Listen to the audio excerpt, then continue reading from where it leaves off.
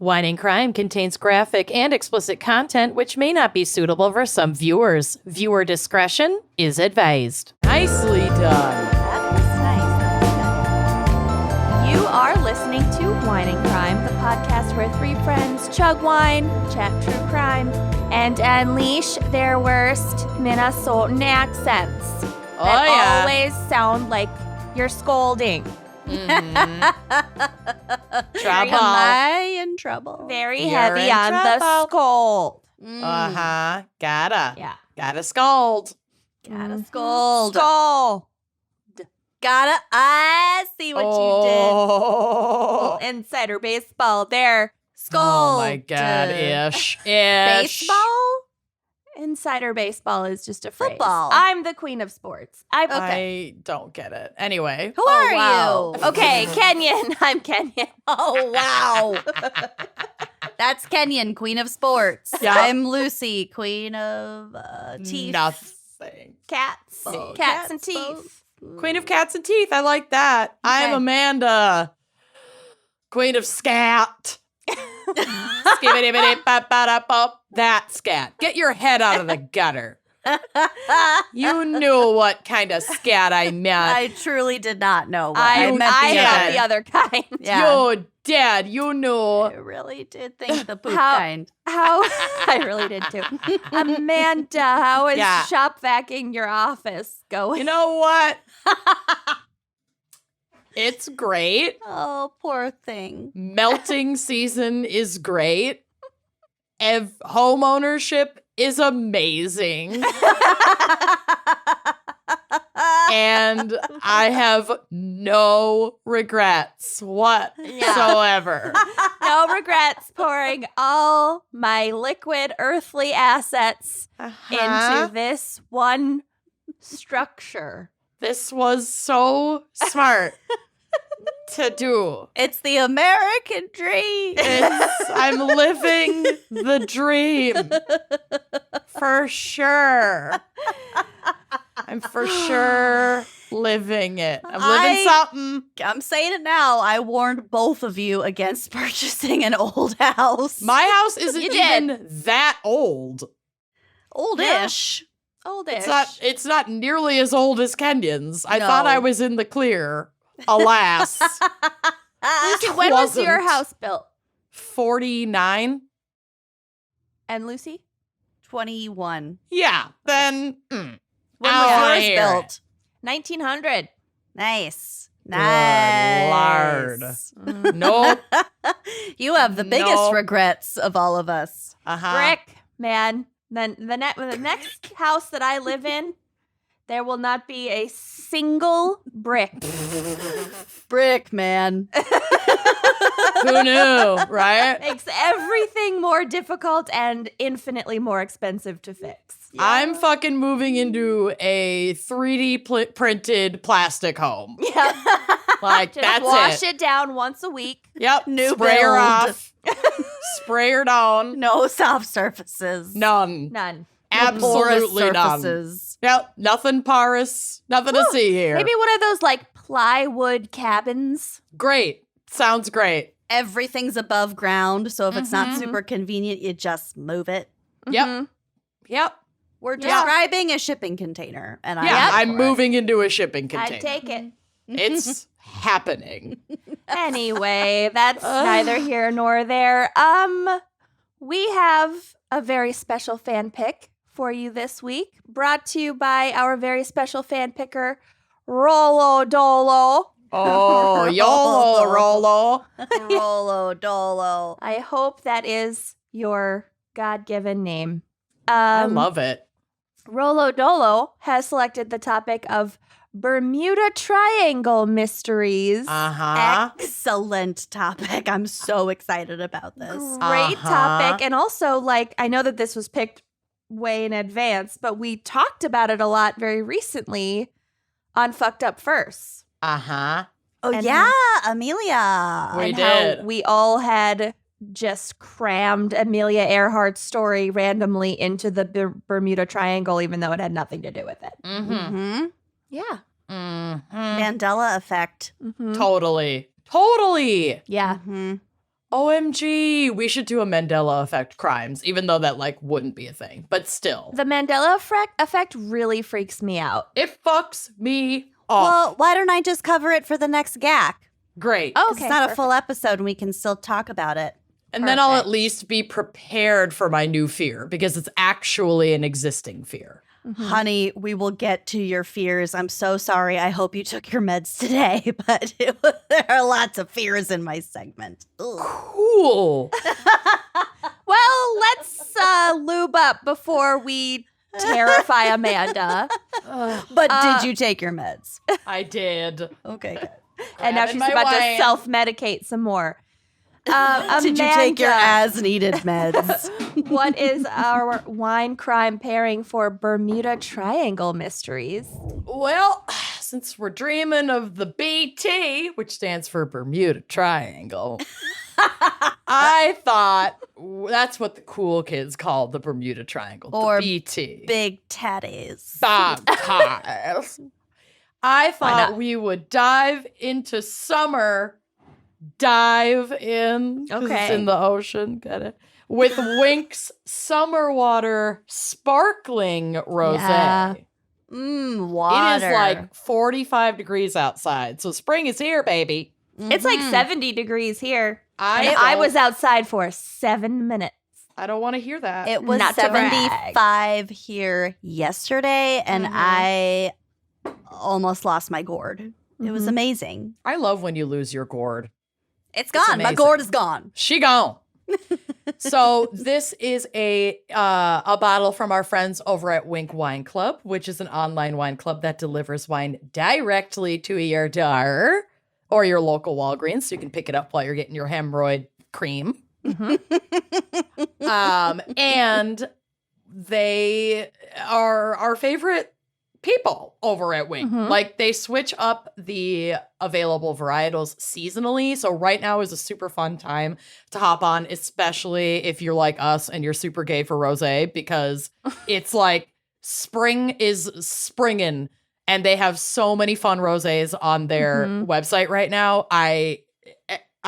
It's actually super funny. I was like planning out pairings for the next couple months, and our production assistant Andrea texted me and was like, there's like 7 rosés on here. Do you Did maybe you want mean to do that? do And you you're like, maybe "No." want to switch it up? And I was like, ugh, fine, I will switch it up. Just that God bless Andrea. Thank you for reining me in. But I just get so excited about rosé. I love it. So this is a little bit more of like a limited edition. Oh, also, sorry, I remember how to do this job. If you are a first timer over to Winc, you should check it out. And if you head to trywinc.com/gals, you get $20 off your first order. I highly recommend it. I highly recommend getting a membership because then you also get member pricing. So Mhm. typically the pricing for members is like on average $3 per bottle less than That the adds regular up. price. It really, really, really does. So become a member, use that promo code GALS, get that $20 off your first box, Tell a And friend. tell a friend, start living your best life. But yeah, tell a friend, because you can also get like coupons to send Oh, a yeah. free box to your friends. You can, if you're a member, you will get like, a box of You wine get all to kinds of gift. perks. Yeah, to other Amazing. people. There's so many great perks. This is a sparkling version of their summer water rosé, which they've had in their inventory seasonally for a long time. It's one of my favorite go-to rosés. It's Mhm. so delicious. It's It's so very good. like simple. Mhm. It's light, it's crisp, it's just like it's just fucking gorgeous. It pairs really well with springy and summery foods like ceviche, citrus salads, Yum. Like a chicken on the tabbouleh grill. salad. Yes, chickpea salad. I'm so fucking hungry. Mhm. This is a Central Coast rosé. It's not telling me everything, but I believe it's primarily Pinot Noir, which you can kind of tell from the coloring. It's extremely light and pale. And also, for those watching from home, yes, 2 of my nails broke into a perfect shocker on It was my on purpose. left hand. So you can tell what I've been up to. She clocks in at, where are you at? 12.5 ABV. This is, like I said, it's sparkling, so it's lightly carbonated, and it is a popper. Now, with sparkling bottles, you don't need a wine key, but you do need to be careful. You do need goggles. Protective eyewear. You might need goggles, and I'm Or gonna just try it. one goggle. Yeah, gog. Are we Or ready? Yes. I'm not. Here we go. Oh, Jesus. Nice Didn't pop. Robust pop. Wow. That was a real well-rounded pop. Oh, she's so pretty. Yeah. Oh, my It's a beautiful God. bottle. Look at this. Mm-hmm. Ah, cheers, everybody. She's so cute. I got a high noon myself. Ooh, which flav? Passion fruit. Yum. Yum. This is my first one, and I just took my first sip, and it's actually alarmingly delicious. Fuck yeah. I got a rum and Coke. Yum. Nice. A spicy Coke. Mhm. Go hog. Yeah, and I'm drinking in my grandpa's, actually my great grandpa's old restaurant, the Covered Wagon in St. Paul. This oh my is God. one of their glasses. It's actually one of my prized possessions. I love that. cute. I know, Don't isn't drop that it. so cute? Yeah. Anyway, Oh my God, that's so fucking good. Cheers, ladies. cheers. Charles. All right, Lucy, what's hit us with the background and maybe psych for Bermuda Triangle Mysteries. Oh, Oh, gotta there's get no my psych. bones out. There's no psych. Oh, jeez. Those dusty, dusty bones. Fucking they're dusty getting bones. a little dusty at the bottom there, but We'll send you we're more. okay. Yeah, everything is dust. There is no shortage of goat tail bones in the world. A lot of Correct. goats Tell out you. there. Do you know goat is the most commonly consumed meat on the planet? Yeah.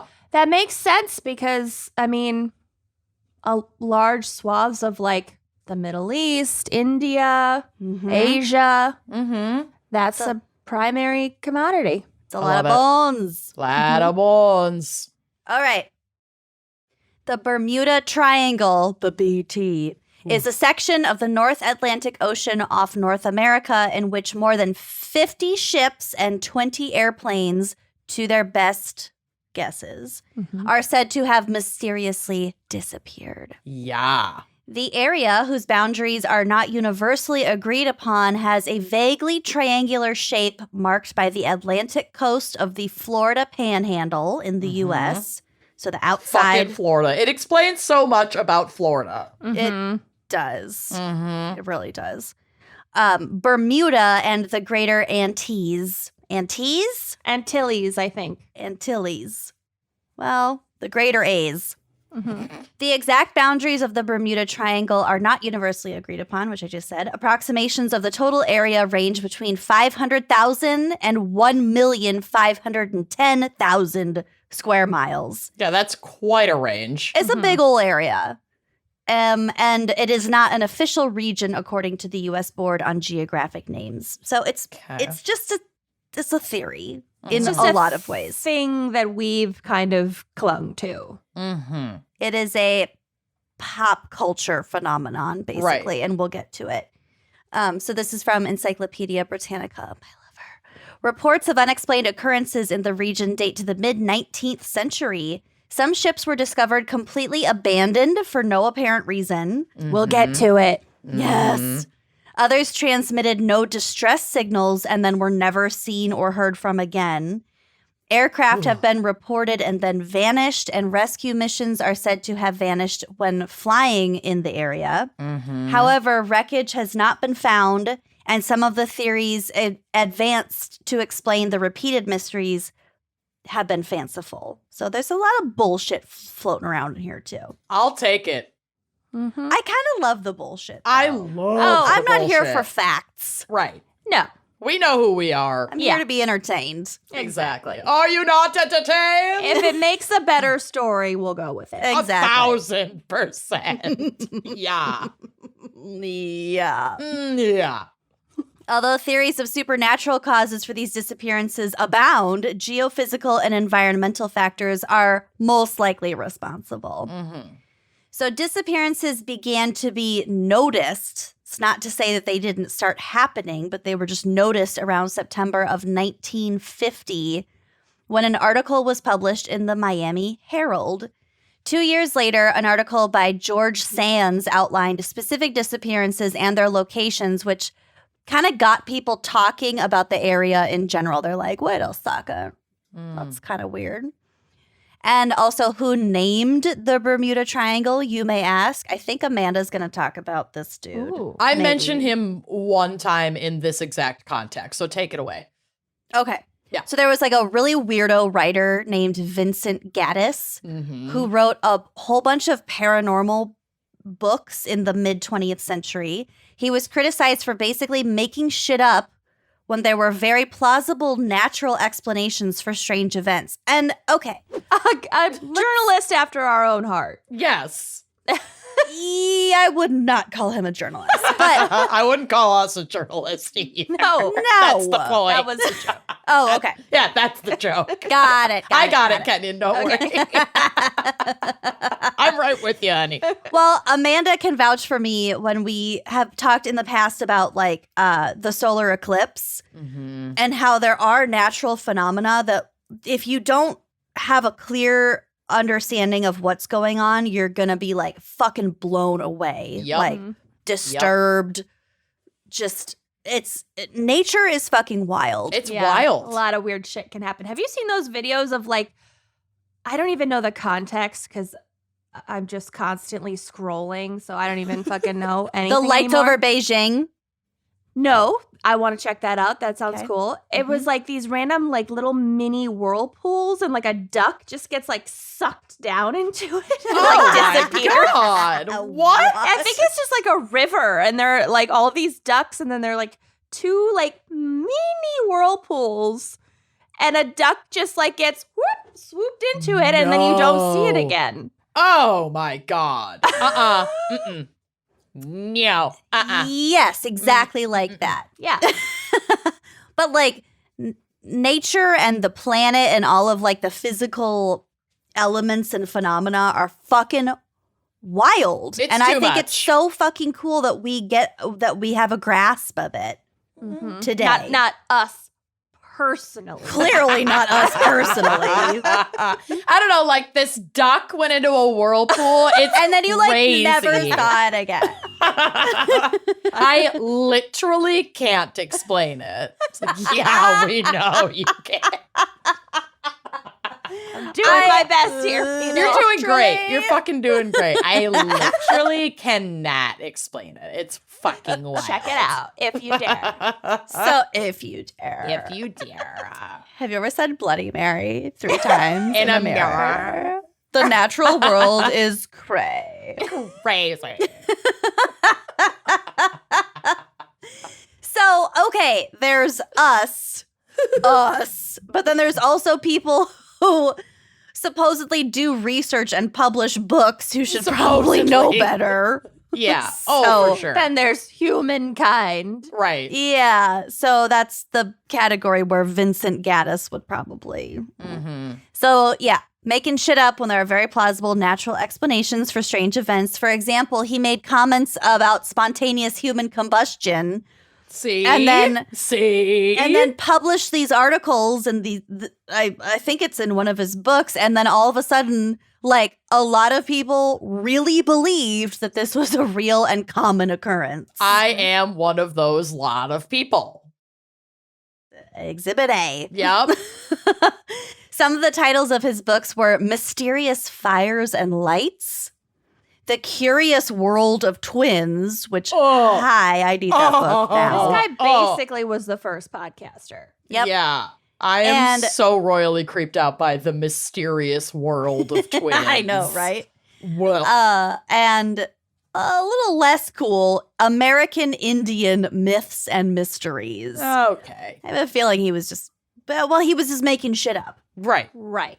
He wrote a cover story for a popular American pulp magazine called Argosy in 1964, and this was described as like a men-only magazine. It's like one of those pseudo-erotic, the True Detective kind of. There They're are like no kind of safe erotic. spaces just for men anymore. So I'm glad they had this in available. 1964. Yeah, there was nowhere for them to go. I would have been all about this magazine at the time. But yeah, men only. I have to imagine it was a little bit erotic.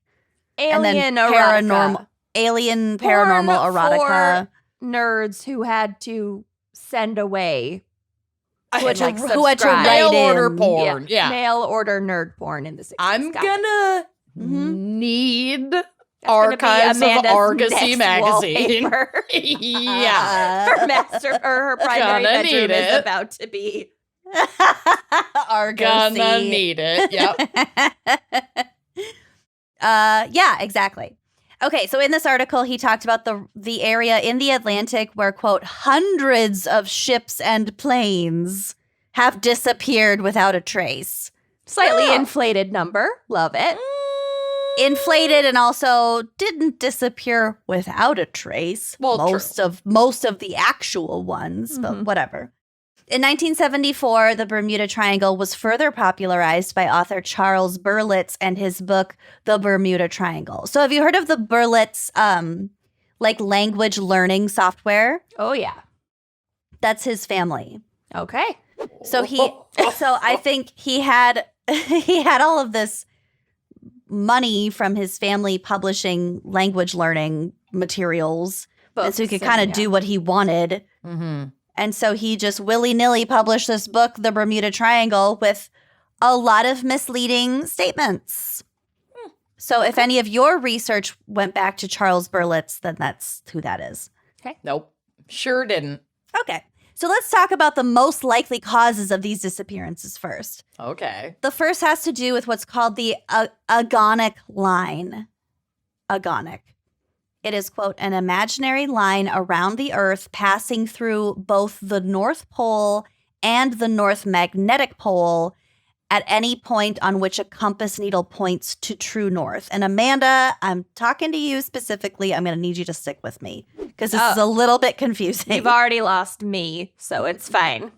Why me? Because you are the first to say, I'm bored. I'm not listening. Okay, fair. Yes, but that's my mental illness. Okay. Mostly. Well, just bear with me. I think this will be easier to understand as a concept than maybe the words that come out of my mouth. But here we go. I'll trust you. So we have the geographic North and South poles, right? The North and South Pole that we know of. Yep. And these poles are determined by the axis of the Earth's rotation. Okay. So the Earth's rotation gives us the equator and it gives us the North and the South poles. But we also have the magnetic North Pole, which is where the Earth's magnetic field points vertically downwards. And by downward, I think they mean like into the center of the Earth. The Earth creates its own magnetic field from the electrical currents created in the liquid iron nickel core. So the guts of the Earth are magnetic. Okay. And that is how compasses work. That was my next question. So that pole compasses go by Earth guts. Is different than, first of all, that's fast. Thank you for explaining that. That I is never knew how fascinating. compasses work. And second of all, so they're different. Those are different poles. Exactly. So a compass pointing north isn't actually pointing right at the North Pole. You got it, sister. Okay. I used to think that the North Pole was a literal metal pole that was 1,000%. magnetic. Yep. Yeah. But that's and not Santa what it is. lived behind it. Yes. Under it. It Santa was Santa's mailbox. radioactive with Yeah. horrific deformities. That's what you... Okay. Okay. I'm not going to ask any further Fine. follow-up questions. I was Yeah. a unique child. Okay. Yes, and you are now a unique adult. So Unique New York. The agonic line marks the point on the Earth's surface where the direction of true north and magnetic north are exactly the same. So if you think about like a big stretch mark from the top of the globe to the south, to the bottom of the globe. Okay. And it kind of wavers around because the Earth's guts are always shifting. Okay. So at any point, this so-called vertical line might be aligned with a true north to south line. Okay. But because it's always squirming around, sometimes it is and sometimes it's not. But Okay. the agonic line is where those two lines fall into the same place. Okay. Interesting. So in navigation, it's crucial to take into account the magnetic declination, so the magnetic variance between, or I say the variance between the North Pole and the magnetic north. Okay. So when you're navigating, it's crucial to take into account that variance based on your location in order to accurately determine the direction of true north. So to make things a little more complicated, like I said, the magnetic North Pole is constantly moving, Earth guts moving, and it has actually been moving faster since the 1970s. I'm not Don't like sure that. why. I do not like that. Oh, I the don't know Earth's what guts that are means. roiling more. They're roiling. And I don't like it. She's got a bellyache. Oh, God. Is it because we're like the worst as mining humans? deeper Maybe. and like disturbing it? Maybe. Or it might just be like a cyclical phenomenon. I'm not sure. Ugh. So sometimes this line crosses through the area of the Bermuda Triangle, and sometimes it does not. The U.S. Navy has actually released a statement about this theory about the agonic line being like in the Bermuda Triangle. Mhm. And they said, quote, "It has been inaccurately claimed that the Bermuda Triangle is one of the two places on Earth at which a magnetic compass points toward true north. Normally, a compass will point toward magnetic north. The difference between these two is known as compass variation," as we kind of talked about. Although in the past, this compass variation did affect the Bermuda Triangle region due to fluctuations in the Earth's magnetic field, this has apparently not been the case since the 19th century. So it maybe actually it was hasn't- the reason back then, but now it's not. Exactly. Or maybe it's why things have cooled off and things aren't disappearing as often. But also, 19th century, we weren't flying airplanes around. True. No, mostly So- ships. Also, a lot more shipping. Mm-hmm. Well, We maybe have not. a lot more shipping now. Right. A lot more shipping now than we did in the 19th century. So basically, the Navy's saying, like, yes, in theory, that could be a reason, but because of the fact that that agonic line has not been within the Bermuda Triangle area since the 19th century, that will not account for any of these more modern current disappearances. Okay. So where is that line now? Just like in the middle of the Atlantic somewhere, or like You can Google it, I'm over sure. Florida? They have it. that would explain a lot. I'm sure you can Google it. I did not look at where it is now. But I'm sure that they know where it is now. Okay. So that's what the agonic line is. Another logical explanation for these disappearances is based on the area of the Atlantic. This is Amanda, take your meds time. Where It the passes- triangle. Sorry, Yeah. sorry. I feel so targeted. Well, It currently passes roughly west of Chicago. Oh. That's Minnesota. Mm-mm. Mhm. No. And through New Orleans, No. which is very crooked, I think. No? Yeah, it's not ever like I'm not going to say that, but it's usually not like a straight line. It's like a wave. Because you also have to remember that the Earth is spherical. Oh, I guess that's not that Says crooked. who? Touche. Assuming that the Earth is spherical. It's why the border between Minnesota and Wisconsin is so treacherous. It's where the agonic We're line right is. on. You're crossing Got the it. agonic line. Got it. That's Got it. dangerous territory. Uh-huh. Mm-hmm. Okay, sorry. Continue. Okay, so another logical explanation for these disappearances is based on the area of the Atlantic where the triangle is located. It's where lots of storms can converge from multiple directions, and this is in part thanks to the Gulf Stream. So think about the Gulf of Mexico. A lot of that weather kind of goes in like a like a Uh-huh. circular, like, ooh, I does like a actually 180. have a pic in my folder of this. So it's Like all a photo? Well, it's like a map. Okay.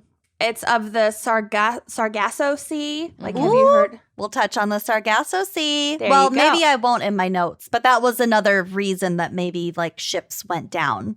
So it shows the currents really well. It shows like the Gulf Stream, the North Atlantic Drift, the Azores, the Canary Current, North Equatorial Current, and the Antilles Current, and how they're all just kind of looping. Roiling around together. It's kind of crazy. Like there are so many little islands and different streams and different weather patterns that are so unique to this area. Listen, Mhm. islands in the stream, that is what we are. Mm-hmm. Coming Nowhere from in afar. between. Mm-hmm. How could we be wrong? So lots of these storms kind of blowing around, roiling around. One of the outcomes of this kind of scenario is the production of rogue waves. Cool. Another Fear very for me. realistic fear of mine. Great. These are, quote, massive waves that can reach heights of up to 100 feet or 30.5 meters for everyone outside of the United States, and would theoretically be powerful enough to destroy all evidence of a ship or airplane. All? Mm-hmm. Imagine being in an airplane and then a wave that is big enough to take down you down. your Destroy you. airplane. Yeah. Ah. And these waves they're not just like close to the shoreline. They could be in the middle of the fucking ocean. Just like whoop, suck you down. Suck you clear down. Like a duck. Okay. Like the ducks. There we go. Mm-mm. That is I horrifying. just got heartburn. I know. I'm telling you. got heartburn. I'm telling you. Yeah. I So- already didn't like flying. I'm never going overseas again. That's well, it. if you're in an airplane, you're going to be over 100 feet over the Says ocean. you. Yeah, you have to be in a big airplane. No puddle jumpers. No one's safe. I think an actual big airplane is safe from a rogue wave. It might not be safe from Like other a shit. Boeing 747. I don't know how you expect me to just trust that, but my okay. mom was on an airplane No. somewhere in the Caribbean, I believe, No. that was struck by lightning. No. Why is no, your no, mom no. such a fucking freak? She's got a lot of stories. She And you just has wouldn't expect it. no, Yeah. not even a little bit. There's such a thing as too many lived experiences. Yeah. All the I- lights went out for a little bit on the No, like I all would- the cabin lights. Yeah. I would immediately die. Even if it wasn't a big deal, my heart would stop. Yeah, I said something once, like once again, this is how I found out. I said something about like, you know, if lightning hits the plane and we all die, and she goes, lightning can hit a plane and you'll be fine. And I was like, what? What also Your makes this mom, the most paranoid Yeah. person ever. That's what makes this so bizarre is that she has contingencies for every bonkers thing you could imagine, but lightning can hit a plane, you're fine. Yeah. You'll be fine. Cool. You'll be fine. Okay. Oh my God, I love your mom so fucking much. She is just a trove of secrets. My God. Bottomless. Yep. Speaking of bottomless No. and also greatest fears, the deepest part of any ocean on planet Earth, aside from the Pacific, any areas of the Pacific, is located in the Bermuda Triangle. The Puerto Rico Trench is 497 miles long. And the deepest part, here's another reason to hate Wisconsin, is called the fucking Milwaukee Deep. That's what it's called. That would be a great beer brand name. Ooh, the Milwaukee Deep. That Or would be good. sometimes called Milwaukee Depth. Ugh. And the depth of this, it doesn't sound like very long, but if you think about it in terms of depth, It's 5.373 miles deep. Holy hell. I It's can't even very deep. fathom that. No. Nailed it. That was good. Thank you. Was really good. So here's a quote from worldatlas.com. The trench is the point where the Caribbean plate and the North American plate separate. The Caribbean plate is moving east while the North American plate is moving west. That feels like that's going to be a problem someday. Oh, it sure is. We'll get to it. Geological studies suggest that earthquakes originating from the fault zone are likely to generate destructive tsunamis. Tsunamis are the scariest natural disaster. Yeah. So terrifying. I think rogue waves, the San Andreas fault situation, all of that is wrapped up into basically a tsunami.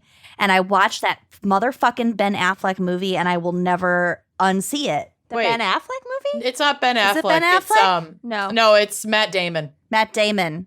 and what's her face? Christina Applegate. Can't. Yeah, that Can't. movie is horrifying. What about the Naomi Watts one? Yeah, it's That's the Naomi one. Watts, Yeah, Naomi not Watts. Christina Sorry. Applegate. Yes. I don't think They're it's Matt all the Damon either. same. Whatever, it's fine. We're It become is, our yes. mothers. It's Yes. Matt Damon and Naomi Watts. Correct. We got there. Don't We got there. if you're not familiar, don't even Google it. Don't I even- watched It that. is. It's like called The early- Impossible. It's not Matt Yes. Damon. It's Ewan McGregor. Oh, right. They're all the same And- to me. And it is absolutely We got there. We got We there. got there eventually. It's Please be Ben Ewan Affleck McGregor and not Ethan Hawke. Christina Yeah, it's Ewan Applegate. McGregor. Okay. Jesus Christ. There's a blonde woman and there's a white man. There's a nondescript You know, that white movie- man. About the blonde lady and the white guy. Anyway, the wave. there's a really big wave. They have to cling to a lot of things. It's very scary. They get Infection. separated. She's Oh. got like a broken leg. It's a mess, It's a honey. mess. It is a if mess. you want to sob. Oh, for watch that hours. movie. That was like an early pandemic. Oh, I've never seen that. Oh my God. Yeah, Okay. Moment. It'll Early wreck you. I watched that and Contagion early pandemic. yeah, we like all did. lockdown. Mhm. Why do we hate ourselves so much? That is a question we cannot answer today. That was a punishing decision Mm-hmm. on my part. Okay. Mhm. The 1918 San Fermin earthquake that struck Puerto Rico caused massive loss of lives and property, which originated from that specific trench. In 2012, a robotic vehicle explored the trench and discovered a swarm of amphipods, The Ugh. fuck is that? like little shrimps, like little deep sea little shrimps, little I'm clear good. little guys with lots of legs. Nope. Mhm. Amphipods. I'm good. An analysis of the sea creatures revealed that they were a species of amphipods that had only been found in the ultra deep trenches of the Pacific. Oh, Mhm. God, I hate this. The Several- only ocean that I trust is the Indian Ocean. It's Okay. fairly shallow. Mm-hmm. Yeah. Several species of invertebrates and crustaceans were also leading the researchers to conclude that the trench provided habitat to species not found anywhere else on the planet. That also So- freaks me out. So let's just say, just for context, that this depth, this Milwaukee bullshit Mm-hmm. is just over 8,700 meters deep. So 8,700 meters deep. For context, the pressure at about 200 meters, a cork would pop into a bottle of champagne. Like suck in. Mm-hmm. That's just What? at 200 meters. At about 2,000 meters, if you were to punch a hole in a pressurized scuba tank, instead of air rushing out, water would rush in. No. Mm-mm. So that's only at 2,000 meters. This shit's at 8,700 meters. I don't understand anything about physics. The None pressure, of this makes sense. the None of it's pressure- real. the pressure is so extreme that we can't even can't fathom explore. it. Oh. Well, Or like robots can, but like humans robots cannot. can. It would be so extraordinarily dangerous. I don't know. I read something that Okay, this has to be a joke. I read something that James Cameron went down there, but I think isn't that the movie The Abyss that he directed? He didn't actually go down there. I don't know. fucking know. He hasn't called me in a while. I don't know. I don't keep tabs on James anymore. We're due for a check-in. Jamie. We've grown apart. Good old Jim kind of fell We've off the grown face of the earth. Okay. Oh my God. Okay, so the depth at which the Milwaukee Deep reaches is deeper than what scientists just call the abyss. It's deeper than the abyss. So if a ship were to sink there, You'd never fucking find it. bye-bye. Not Bye-bye. only would it be so deep you'd never find it, it would also probably be like crushed and implode. It would probably disintegrate because of the pressure. There's like no light down there. It's tons and tons and tons and tons of just pressure weight of water around it. Like Cool. I can It's breathe. uninhabitable. I'm fine. I don't know why you're even asking. I'm fine. Okay, let's leave that behind us. We're good. That's the last scary thing I'm going to talk about. Sure. Because it's less fun to talk about than the conspiracy theories. A 1962 article in American Legion magazine describes what happened to Flight 19, which was a group of Navy pilots who were on a training mission in December of 1945. So there were like 5 or 6 different airplanes. So it was a troop of airplanes. With his compasses apparently malfunctioning, couldn't imagine why, the leader of the mission got severely lost. All 5 planes, 5 planes, flew aimlessly until they ran low on fuel and were forced to ditch at sea. That same day, a rescue plane and its 13-man crew also disappeared. Nothing was ever found from any of those 6 airplanes. Whoa. So this was one of like the first, this was kind of one of the first like majorly reported Documented. on disappearances. It's the nothing ever found that just Well, we just talked about really that gets me. fucking I know. trench. I know. I like logically I can grasp it, but it just is that's so terrifying to me. Mhm. The no trace. I also read that there's like a part that has more seaweed. So the Sargasso thing. Yeah. So the Sargasso Sea, and I don't think I have this in my notes actually, but it is because of all those weird currents in that area. Basically, there's a big glob of seaweed Mm-hmm. and it's really dense. It's Mhm. super thick and it's super huge. Mm-hmm. So if a boat were to get stuck on it, it might fuck up the propellers. It would fuck up just the way the boat is able to move. I wonder if some of the like Cthulhu monster, sea monster shit comes from any of that. Maybe. I feel yeah. like we've had Like the sea giant monster theories squid forever. that- Yeah. Yeah. I don't know. Like the big squids, you mean? Yeah, with like the tentacles that come up and like fuck up the boat. Yeah. Yeah. Maybe. Maybe. I don't know. That could result from like seeing something in the dark that had to do with like the Sargasso Sea Right. Maybe. seaweed and whatever. I don't Who know. Who knows? knows? Who knows? Author Alan W. Eckert wrote that the flight leader had been heard saying, quote, and don't ask me for any explanation. I don't know it. I don't get it. Quote, we are entering white water. Nothing seems right. We don't know where we are. Water is green. No, white. He also wrote that officials in the Navy Board of Inquiry stated the planes, quote, flew off to Mars. So thanks, Navy. Weird. So They there were just So gone. there were like weird like light tricks too. There were weird light tricks, and the Navy itself was just like, they are completely gone. They may as well have gone to Mars. Other theories abound. Apparently, when Christopher Columbus sailed through the area on his first voyage to the New World, quote unquote, he reported that a great flame of fire, which was probably a meteor, crashed into the sea one night and that a strange light appeared in the distance a few weeks later. Some hypothesize that a parallel universe exists in the Bermuda Triangle region, probably causing a time-space warp that sucks the objects around it into a parallel universe. Amazing. cool. And there are also theories of an electronic fog in the area. So whatever the fuck that means. My goodness. Here's a quote from livescience.com, a most reputable source.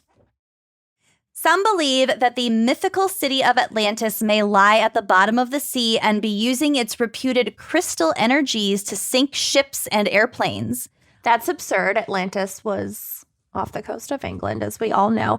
And I thought it was in like Greece. no. And I had a psychic tell me once that I used to be a scribe on Atlantis. So Well, we know that she was really Spot legit. on. Yeah. Spot on. So it's your fault. Wait a minute. Tell us where the 50 ships and 20 airplanes are. And the Never. gold. Yeah, and the gold. I want to know where the gold at. Why the do you gold think at? I me still the gold. can't sing? I am Ursula. Keep singing.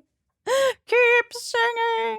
Love Other that more bitch. fanciful suggestions include time portals and extraterrestrials, including rumors of underwater alien bases. Yes, 1,000%. We'd not never know. rumor, just fact. I saw a tweet today that said something like, the most disturbing thought about aliens visiting Earth is if they just like landed in the ocean, didn't speak to humans at all, spent a couple days underwater doing something, and then just whoop, left. Yeah. It's like, whoa, that is way scarier Also, than like, aliens. If aliens exist, they're probably just like some version of like octopuses. Octopi.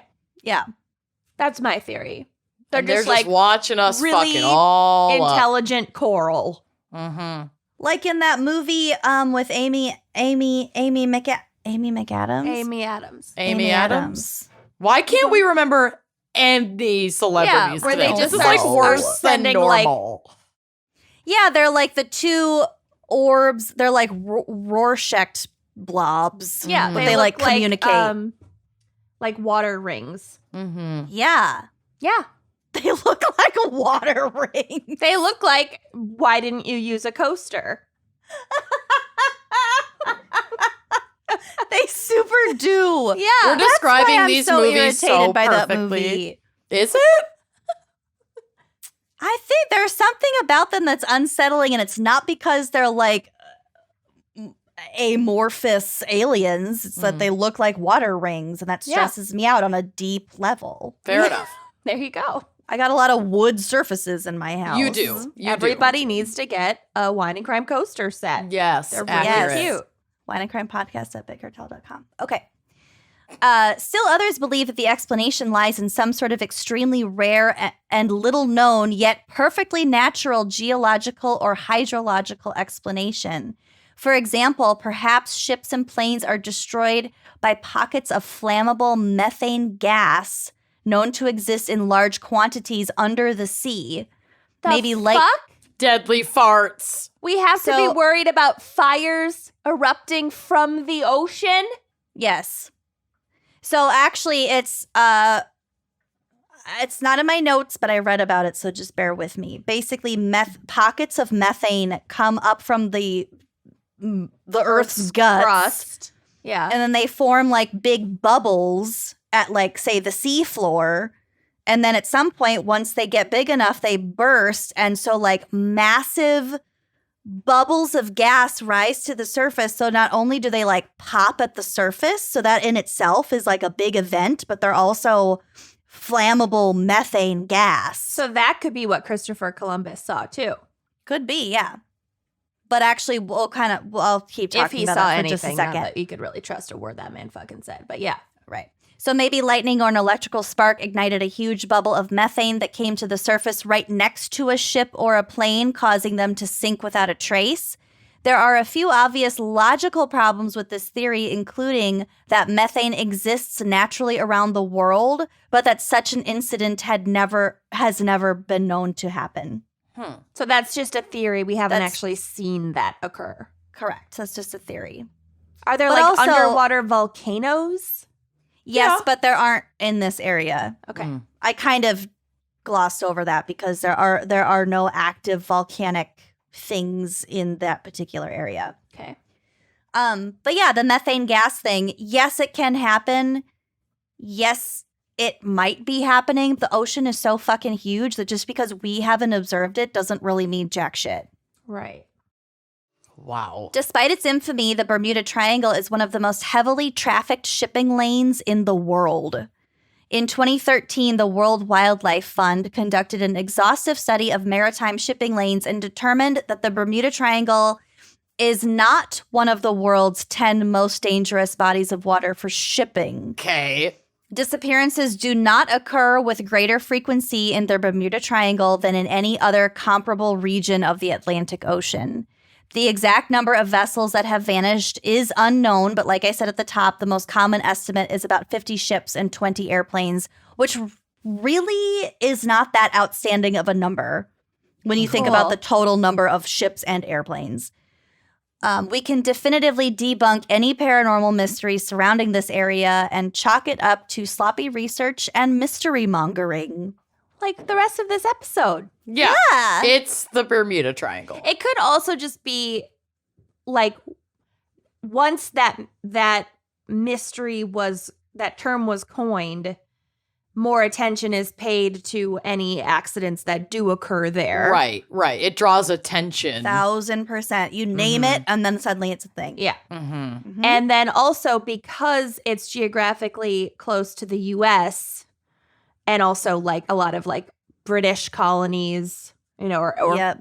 formerly British colonies, whatever, it was probably more on the minds of Mm-hmm. the Western press and media than some other, you know, seas or areas. Also, if you think about like when this kind of started entering popular culture, like the mid 20th century, that is when people started flying for leisure. Mm-hmm. So you have a lot of travel agencies popping up. You have a lot of discussion about like all of these islands that you can go to that are relatively accessible from the US. to Cuba for like lunch. Yeah. For funsies. Exactly. So Mhm. there was a lot more conversation about traveling in that area. And Mhm. like I said, this mystery mongering, Mm-hmm. it sold newspapers, it sold books.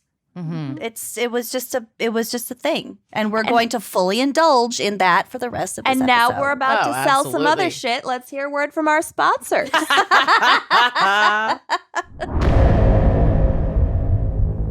So, Lucy mentioned ships disappearing. Great. I'm I'm sure covering did. one of those too.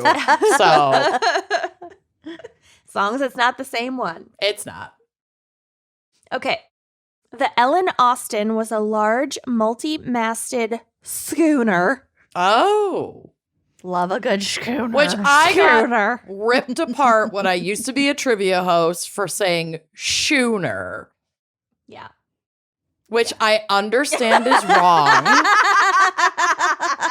But I was not into boats or sailing, and that's not like a preposterous way to assume that is pronounced It's when really you just see not. the word for the first time. Yeah. It's So really I stand not. by it. I stand by it. I once pronounced the word chutzpah as chutzpah, and the That's 4-year-old that I embarrassing. was reading the book to was like, Corrected you, the 4-year-old. yeah, she was like, Ma'am. it's chutzpah.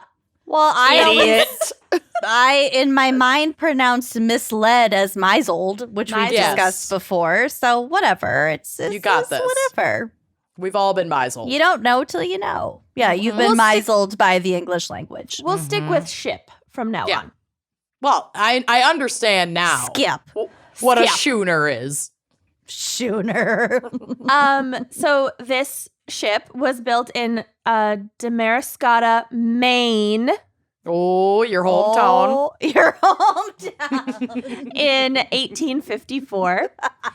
She was made of white oak and was 210 feet long and weighed over 1,800 tons. Oh, God bless her. Jesus Christ. Tons? Yeah, It was a Tons. big cargo ship. It has Big 3 girl. masts. Real big. Big gal. There are pictures on the drive, not of this exact ship, but of like paintings similar or ship. renderings of similar sized ships. So you can get a sense. Mhm. Okay. She's a big gal. Yeah. So you could have a wedding on this ship. Mhm. Mm. Okay. So upon completion, the ship began making trips back and forth between Liverpool and the United States, transporting cargo. The ship was mentioned in an 1855 news article as preparing to transport 2,397,817 pounds of cotton cargo from Savannah. It's just a little bit of cargo. Yeah. Just a lot touch. of cotton that was grown and harvested using enslaved labor. Mm-hmm. A lot of labor-intensive cargo. Yeah. Which is, quote, the largest cargo of cotton ever cleared at that port. And Savannah is still, to this day, one of the biggest ports. Dang. That is a shitload of shit. Yeah. So the Ellen Austin spent years making runs like these between the U.S. and Liverpool, most frequently between Liverpool and New York. But for a ship that was simply transporting cargo back and forth across the ocean, she was in the news more often than one might expect. In 1856, the Ellen Austin reported $60,000 in lost cargo, which would be over $1.7 million today. Oh. Dang. I couldn't find more information about that. Like what? I'm assuming there was a storm or bad weather or like Something happened. some happened. There the were cargo so was many- fucked. I mean, in the mid 1800s, for sure, but even in like the mid 20th century, from what I came across in my notes, there were so many gaps in reporting. Like a lot of these alleged lost ships had returned to harbor safely, but they didn't report on that. They just reported on the fact that they were missing. They in were the first missing for a place. while or They were, like like, delayed, delayed, and yeah. then they eventually did show up. Yeah. Hey, it's like, a better story to say they're lost. it really is. But also the gaps in the journalism is Yeah. A little very messy. real. Yeah.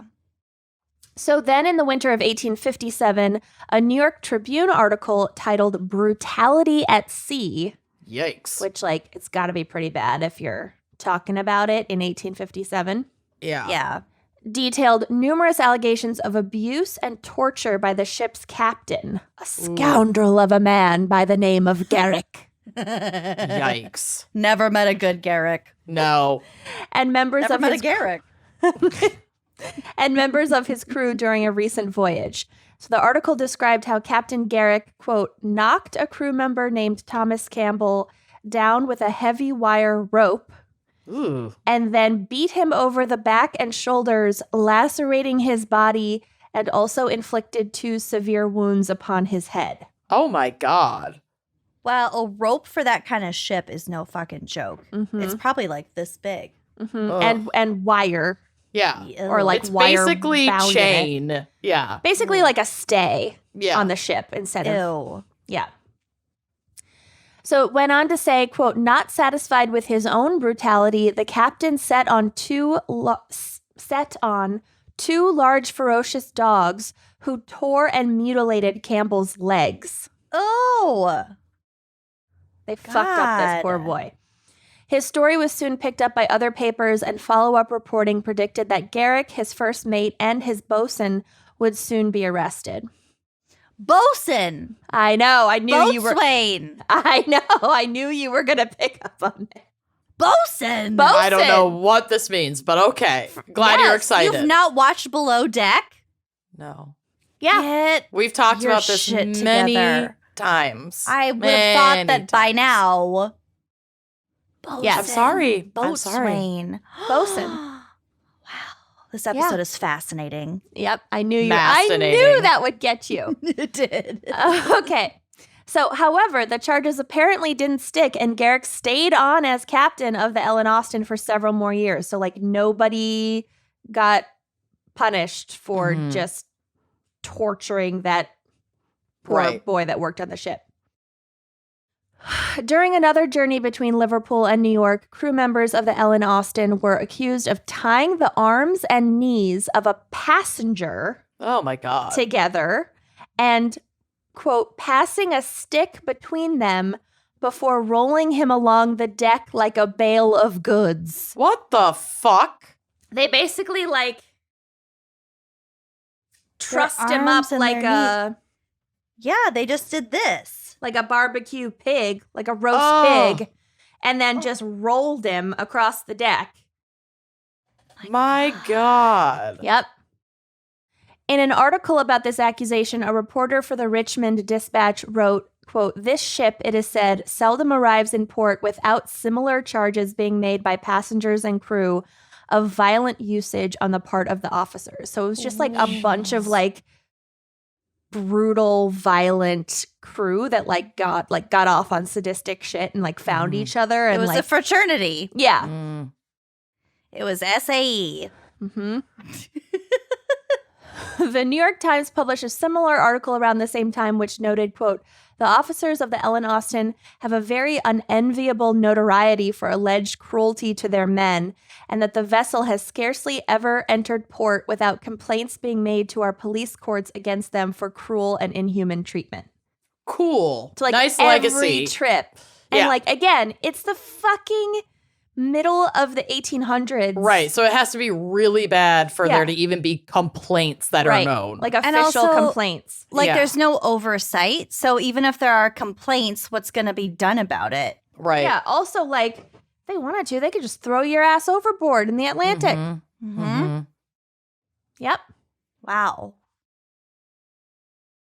So then in 1881, a series of events occurred that would guarantee the ship's place in the maritime lore for generations to come, Mm.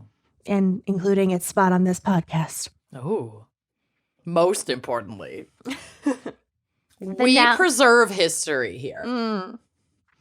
The now aging ship was making the trip back to New York on what was meant to be its final journey before retirement, and was passing near the Sargasso Sea, a region of the Atlantic Ocean that is surrounded by 4 circulating ocean currents. Big old whirlpool. Mm-hmm.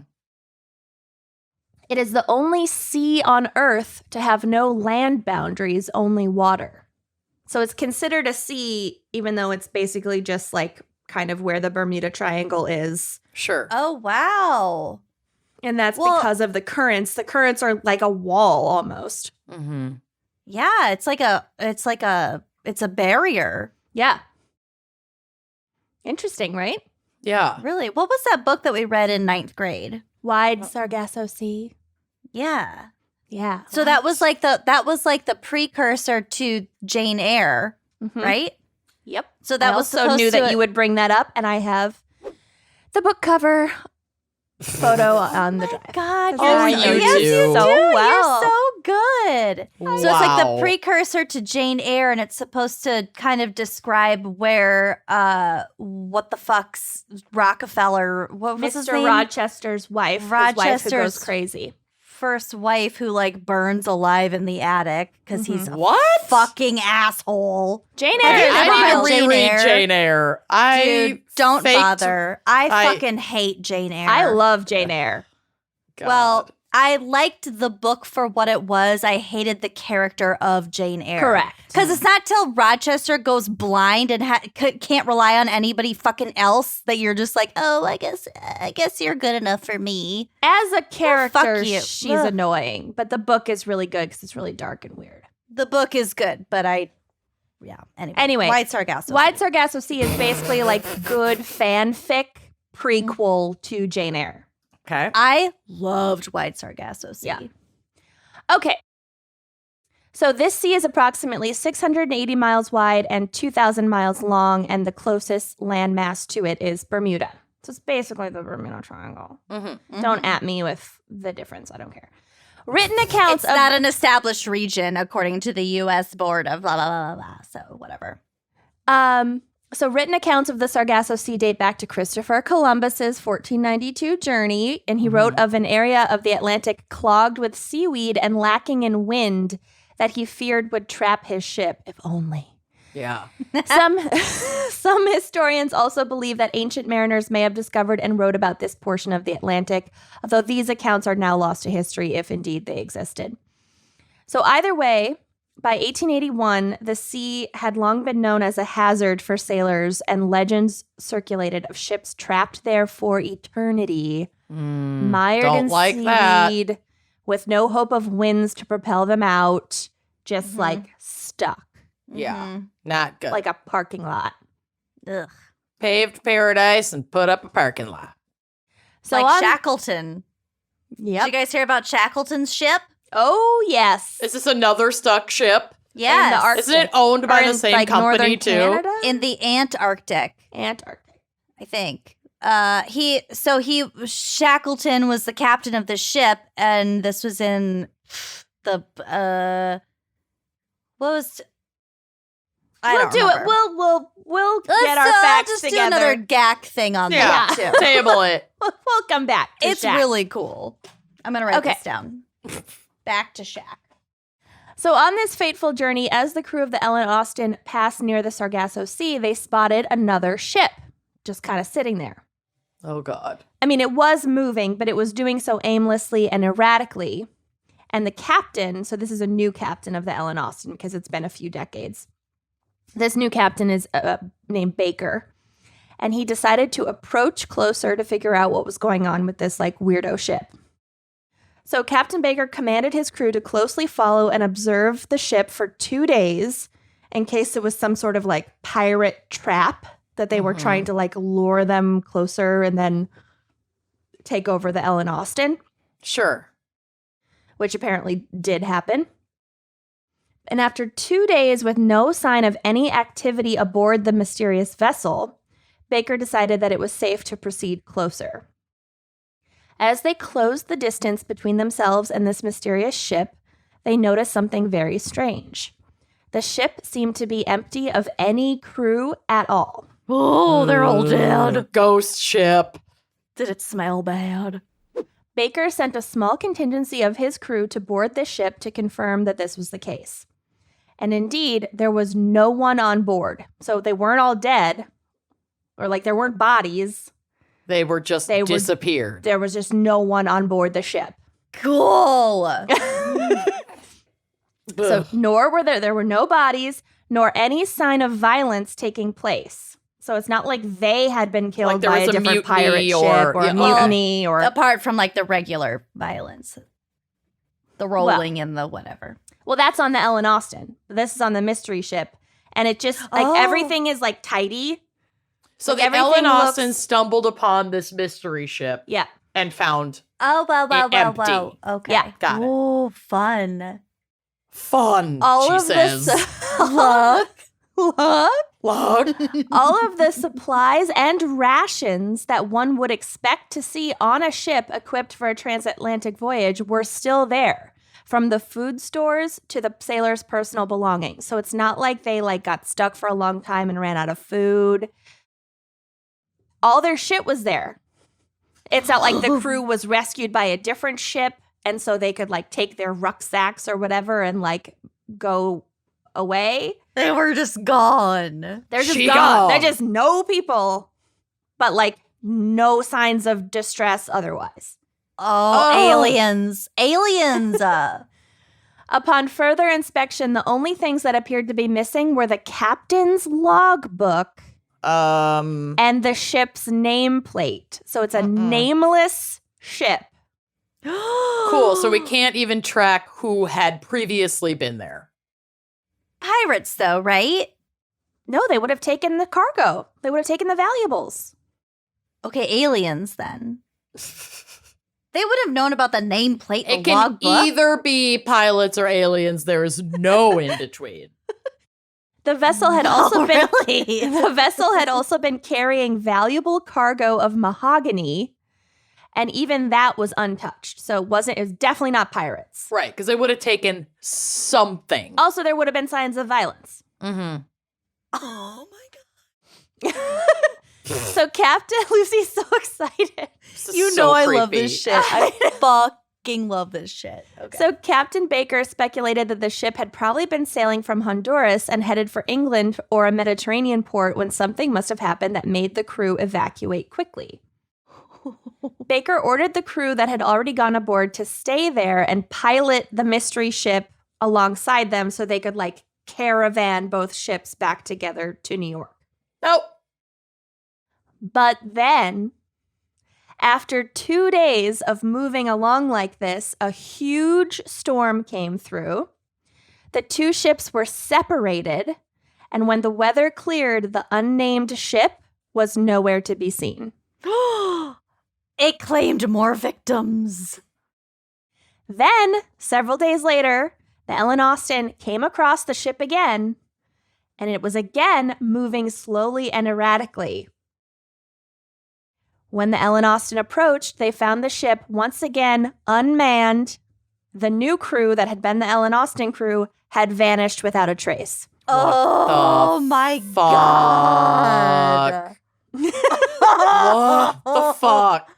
Is this true? I don't know. No. I haven't seen anyone say it's not. Oh my God. I'm putting all my eggs into this basket. And the Ellen I'm Austin obsessed. for sure these existed because I found newspaper articles of that. And the new logbook that Captain Baker had given that crew that was now manning the new ship, because every ship has to have a logbook, you know, had also disappeared. Oh, cool. Oh my fucking God. Of course it fucking did. Why wouldn't it? So the crew of the Ellen Austin, now thoroughly spooked, they tried to convince Captain Baker that this fucking ship is cursed. Yeah, We're bye-bye. just gonna leave it here. We're gonna give it a Keep- wide it can berth. Keep its mahogany. Mm-hmm. We're good. Fuck it. We never saw a thing, right? Bye-bye. But Baker was like a very like logical, considered himself to be a very logical and rational man. And so he just believed like there must be some logical explanation for what happened. And he was like, look, this mahogany is really valuable.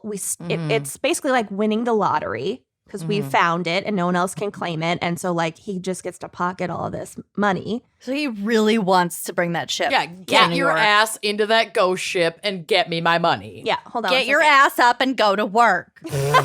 Nobody wants to plunder ghost ships these days. Oh. Stop calling me! Leave it in, John. It's too good. Okay. You could text back. He's screaming. He's just screaming from the first floor. Okay. Holy shit. It's like, read the room. If I'm not calling you back, I'm either dead in the Sargasso Sea, Right. mysteriously, or on a ghost ship. or recording. I don't do anything else. Accurate. Accurate.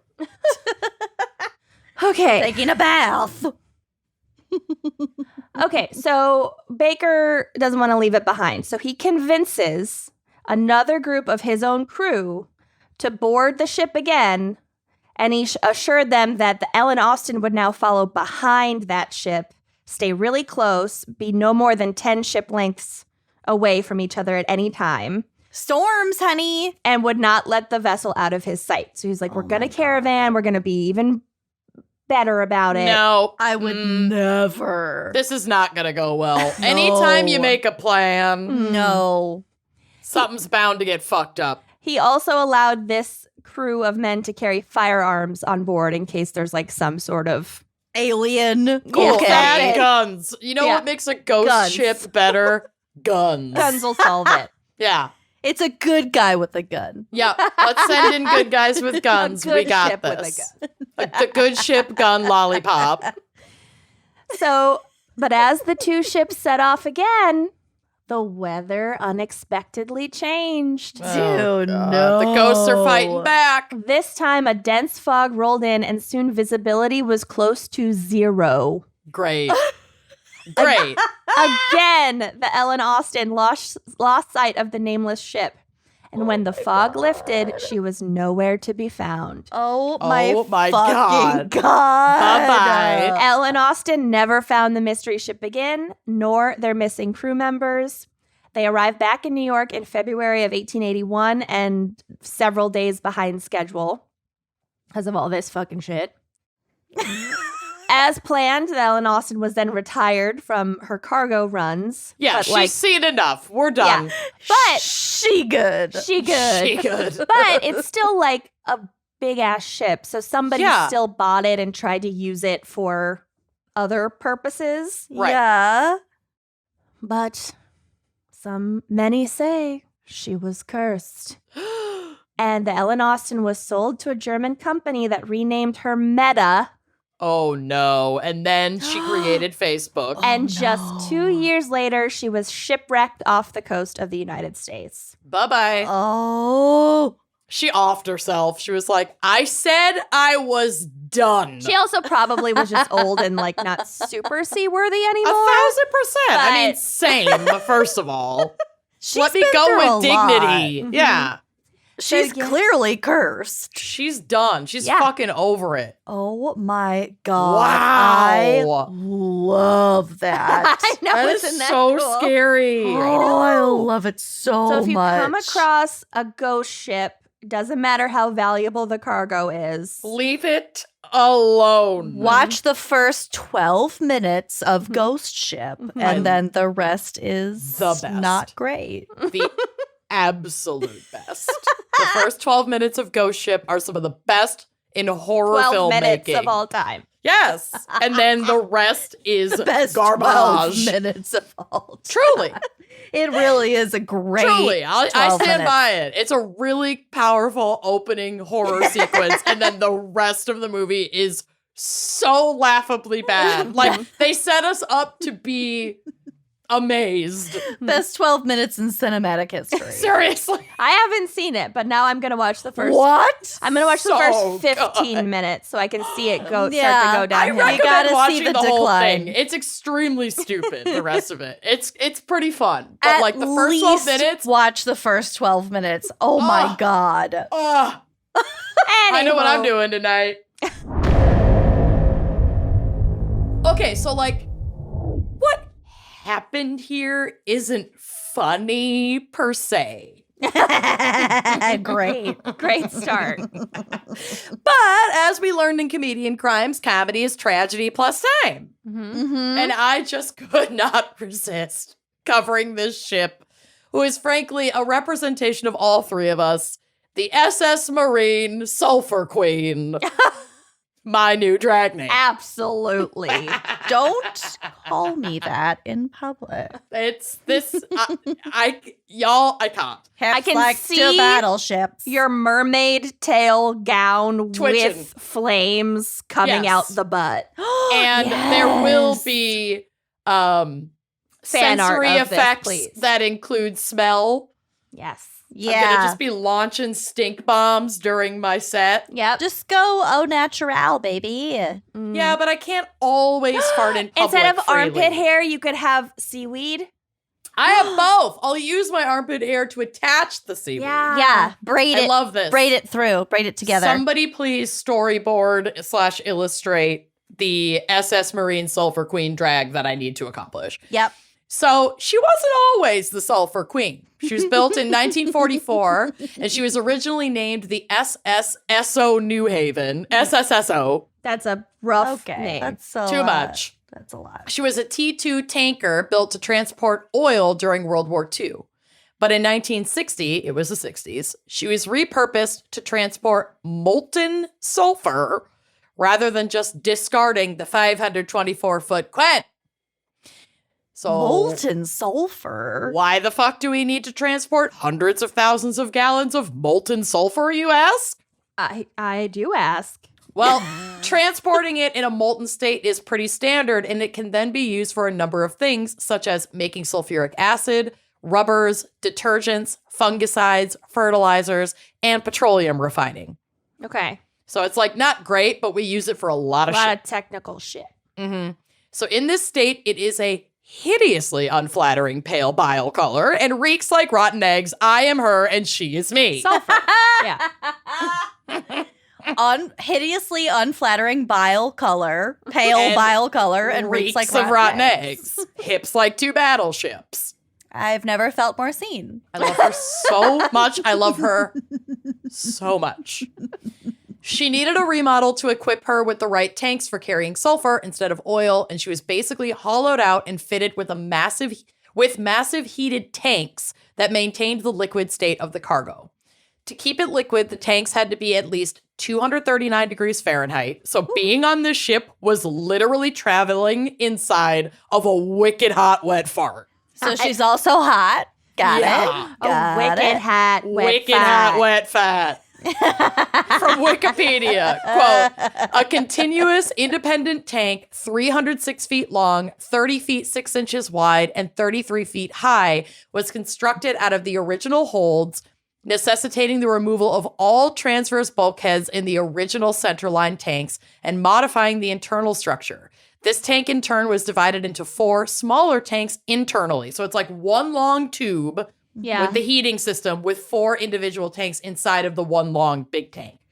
Okay. A void surrounded the tank on all sides, leaving a 2-foot clearance on the sides and bottom, with 3 feet left between the top and the ship's weather deck.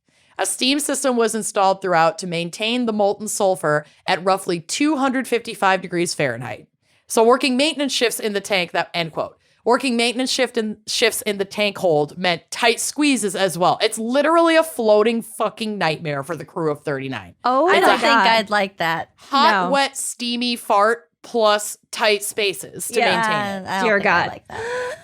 I can't Yeah. breathe. Okay. Deep breaths. Deep breaths of fresh, fartless air. Well, at least moderately fartless. This episode is really Yo. creepy. Ships are wild. I don't Ships are like really it. And I am over it with ships. Mm-hmm. What made it even more of a nightmare is that this reno was a fucking hack job. Yeah, once you're like fucking with the beams across the Y'all. hull of the ship, Not that's good. maybe not a great idea. Like, I am all about recycling and upcycling, but the way they transformed this ship left her fully fucked. So let's review. The massive tank that held 4 other tanks in the hull was batched. Leaky as fuck. Molten sulfur would drip and harden outside of the tanks constantly. So this big tank that held all the other 4 4 other other tanks. tanks, that was the whole thing was filled with liquid. Yeah, and Ugh. all of it leaked. Liquid molten sulfur. Hot Ew. molten sulfur. Yuck. Leaking like crazy. And if you've ever tried to spark up a fart, you know that heat and metal and sulfur can cause fires. Has anyone here tried to spark a fart? Amanda I definitely has. Fucking obviously. Did it work? What happens? I don't know if I ever successfully did it, but my friend Ryan has done it on slow-mo recording multiple times. Hi, Ryan guy. I've only Truly seen a it in talented Dumb man. and Dumber. But- It's real. It does happen. Wow. I'm just worried that if I push that hard on a fart, I'm just gonna fully Yeah. shit my pants and light my ass on fire. So I'm on fire and my pants are full of shit. I can't fart on command like that, No. and I also have problems just psychologically farting in front of other Super people. Super fair. Yeah. Super Anyway, sulfur. Ships. So the fires on this ship were constant. So constant, in fact, that the captain and crew just agreed to like disable and not bother sounding the fire alarms. Oh, because good. they just operated with and around fires so often that they Oh, were like, no. meh, Like, don't Again- wake everybody up. no, let them sleep. We'll handle this. Again from Wikipedia, quote, on one occasion, the ship sailed into a New Jersey harbor, offloaded cargo, and sailed out with a fire still burning. They're like, yeah, here's your sulfur. Don't worry about the fire. Bye-bye. We got it. Don't worry. It's fine. It's Casual Tuesday. so casual Tuesday. It's so nuts.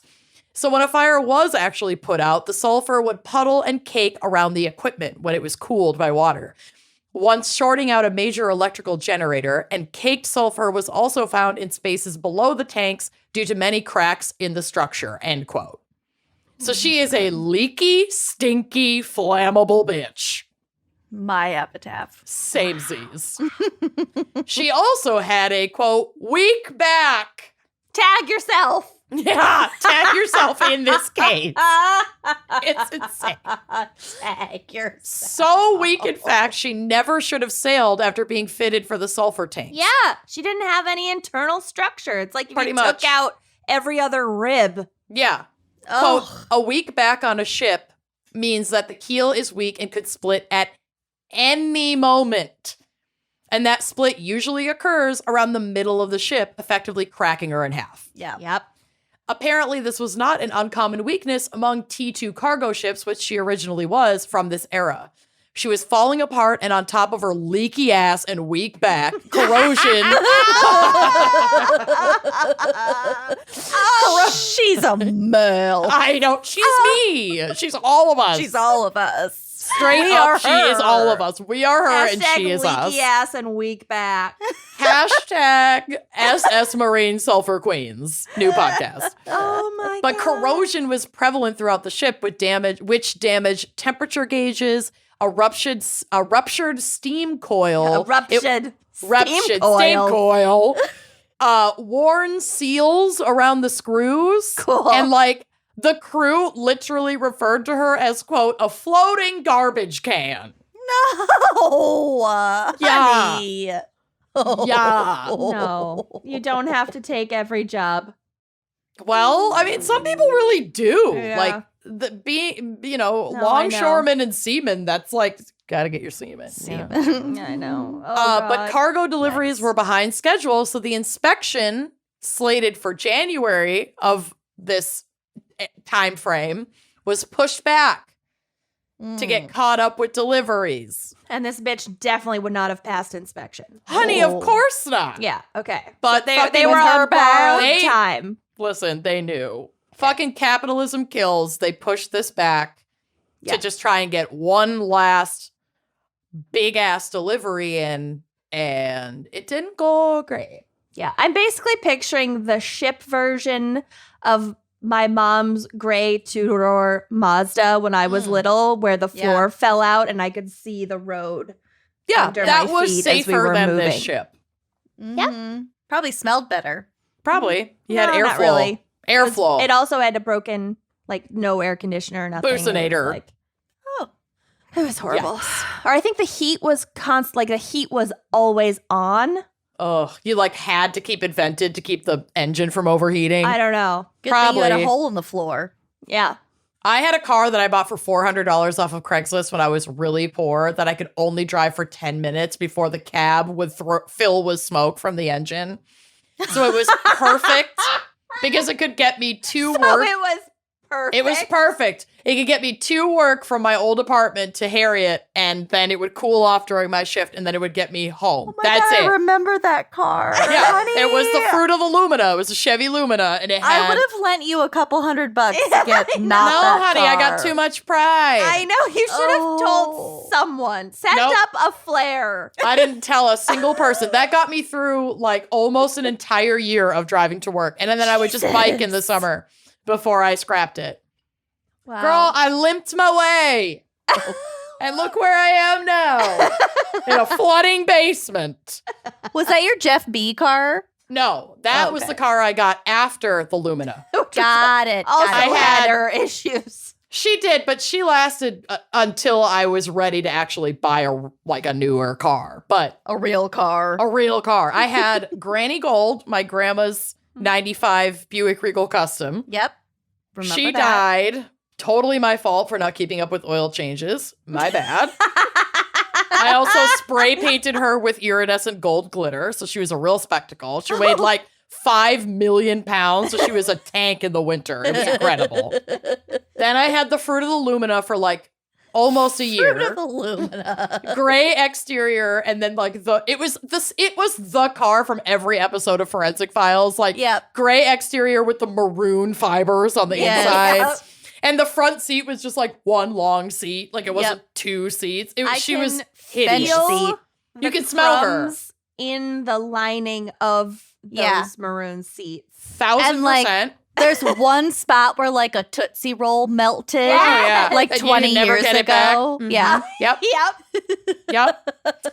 Then the engine basically exploded, and I was like, I'm not fixing this. So I had Camel Towing, my favorite tow company, come and scrap it. Camel towing. I've given a lot of business to Camel Towing, let me tell you. Then I biked for a while and took the bus. Then I got Jeff's car. So that was my Laughs. 2002 Saturn something or other. Maroon. 200 That or was whatever. maroon. Yep, maroon with a beige interior, had a sunroof, Had a sunroof. sunroof. Didn't have side mirrors. What? No, the side mirrors were there, but they were like bolted on from a previous incident before I got her. It was the inside door handle that had completely snapped off. Also, what were you up to? I don't know. It was loose when I got it. Also, extensive. Jeff. Oh, Jeff. I thought you were yelling at me. Extensive hail damage. So she glistened.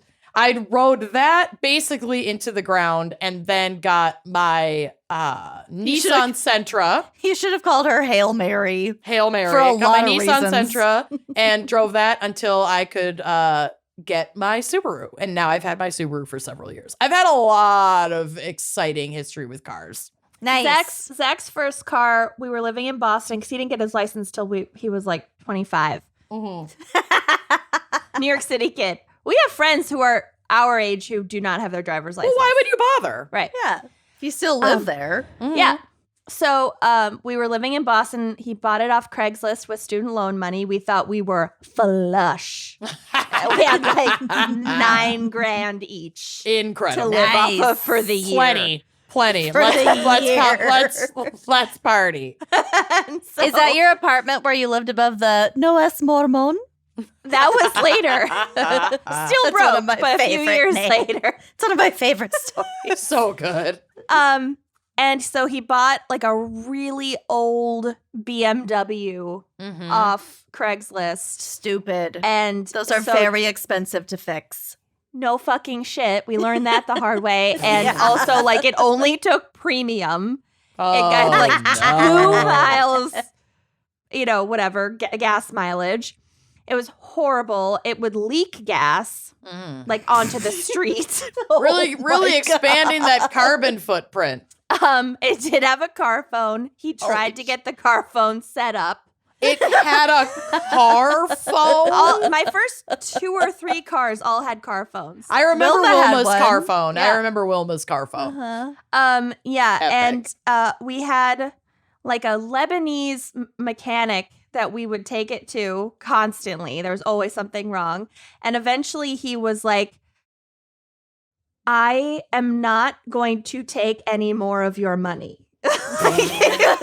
This is not worth it. He's like, Sir. Ethically, I have can't. boundaries. literally, can't. this mechanic who didn't know us from anything. He just knew we were I feel fucking 2 young it feels idiots. wrong to keep charging you for And he this. was like, you I are can't not sleep at night. Yeah, he's like, you're literally not allowed to do anything more to fix this car. It's not fixable. Stop it. Please stop. Yeah. Stop it.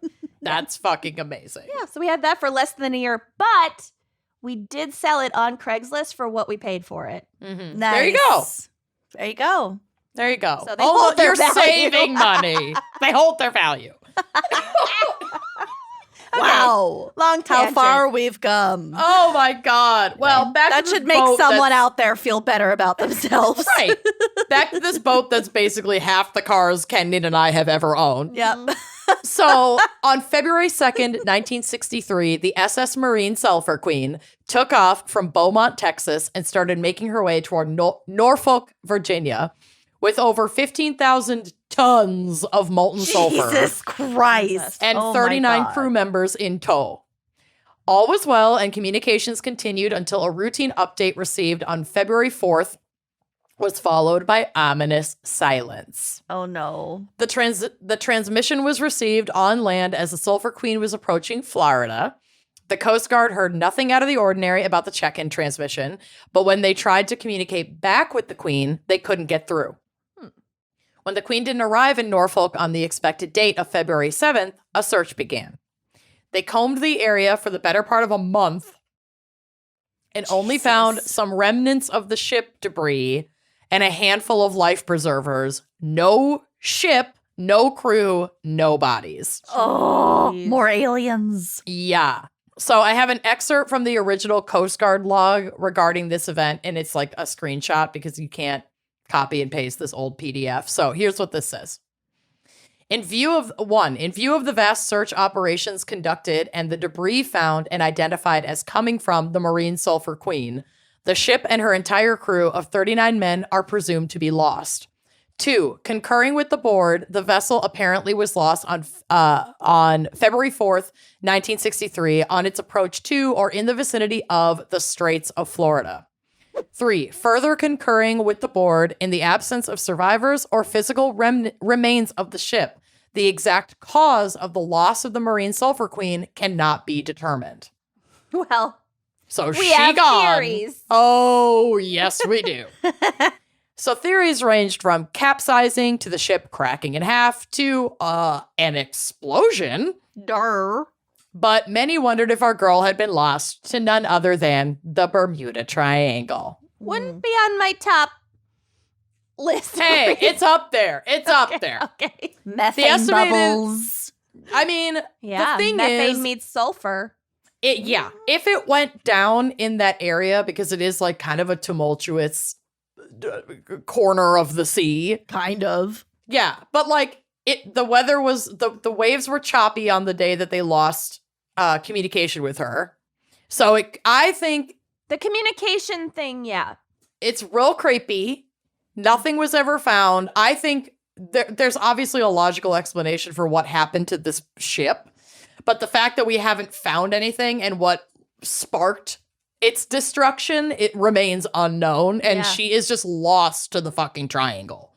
Yeah. So the estimated coordinates of the ship's last known location are indeed right, like smack dab in the middle of the Bermuda Triangle. I put a map on the drive, like that I literally just put in the coordinates from that like captain's log, not captain's log, the Coast Guard log, and it was like typing Bermuda Triangle into Google Drive or into Google Maps. Like it was like, yeah, right here.